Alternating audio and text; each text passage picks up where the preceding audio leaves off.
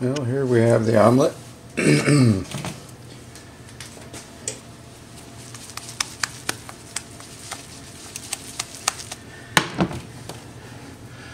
I shake the fire out of that puppy, and it did still want to come on.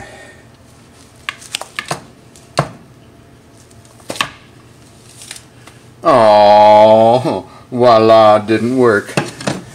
Isn't it pretty though? Look at all the goodies in there. Let's get it against the pan. And, well, look at that. It was going to be scrambled eggs, but it turned out to be an omelet.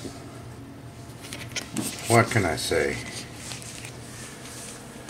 Another fun thing to do in the kitchen by myself. Oh yeah.